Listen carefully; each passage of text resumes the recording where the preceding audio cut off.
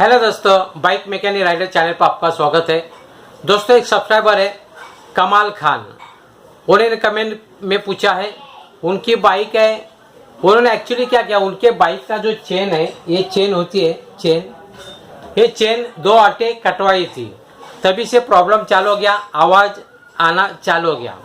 जैसे टायर में पुष्टा लगा के टायर घुमाने के बाद जो साउंड बनती है, आवाज़ आती है, उस प्रकार का आवाज़ आता है हमेशा, ऐसे उन्होंने कमेंट में कहा है। तो इसके बारे में बात करते। तो पहले उनके कमेंट से पता चला कि पहले आवाज़ नहीं आती थी, लेकिन 2 आटे चेन कटवाने के बाद आवाज़ आना चालू हो गया, साउंड आना चालू हो गया। दोस्तों, बाइक के चेन की 2 आटे कटवाया, इसका मतलब है कभी भी एक आटा नहीं कटवा सकते, 2-4 ये हिसाब से होता है, 2 आटे ज़्यादा करके कटने पड़ते हैं। दो आटा कट दिया, इसका मतलब क्या, टायर आपका आगे आ गया, टायर आपका आगे आ गया, क्योंकि चेन कम पड़ी, लेंथ है उसका चेन का कम हो गया, तो टायर आपको आगे खींचना पड़ेगा।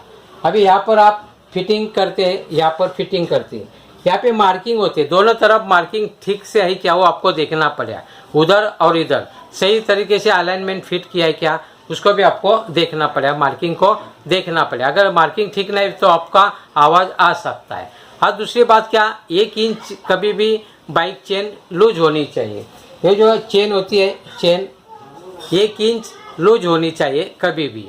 अगर लूज नहीं होगी तो आवाज़ आ सकता है, क्योंकि आपने 2 आटे चेन को काट दिया है, तो उसको लूज हुआ है क्या नहीं, वो आपको देखना पड़ेगा। अगर लूज नहीं हो रहेगी चेन तो आवाज़ तो आने वाले।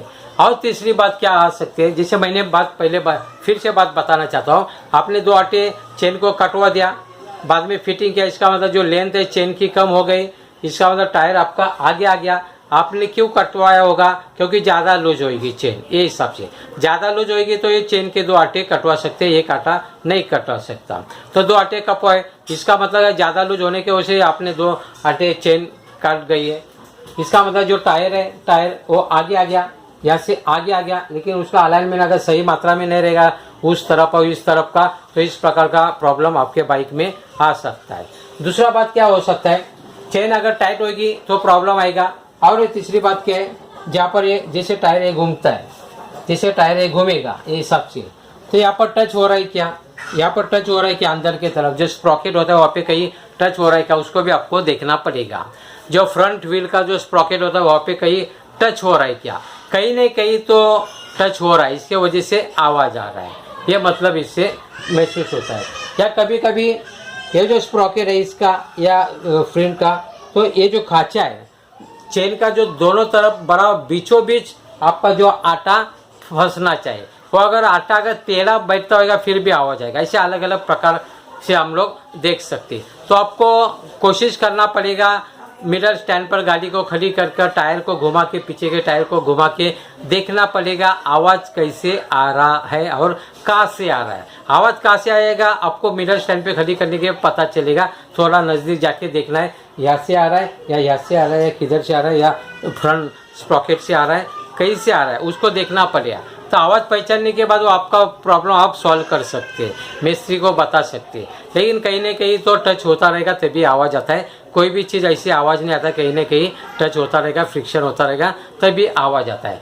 2 आटा आपने कम किया, इसका मतलब चेन टाइट हुई रहेगी, चेन हमेशा लूज होनी चाहिए, 1 इंच लूज होनी चाहिए, वो प्रॉब्लम हो सकता है ना।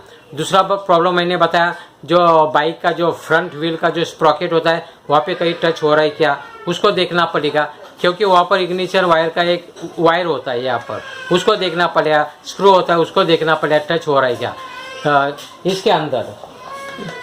इसके अंदर जो स्प्रॉकेट होता है वहाँ पे देखना पड़ेगा। और एक बात मैंने बताया, अगर टाइट रहेगी तो लूज करना पड़ेगा। और एक बात मैंने बताया, यहाँ पर ये खांचा में अगर बराबर जो पॉइंट है वो जाता है क्या, जो स्प्रॉकेट है उसका पॉइंट बराबर जाता है क्या, वो अगर टेढ़ा जाता रहेगा तो फिर भी आवाज़ आ सकता है। ज़्यादा से ज़्यादा वैसे ही रहेगा तो चेन आपकी टूट सकती है। तो उसका सॉल्यूशन सॉल्व करने की कोशिश करें, मैंने बताया वो हिसाब से पहले मिरर स्टैंड पे रखे, बाइक को खड़ी करें और अपने हाथ से घुमा दी।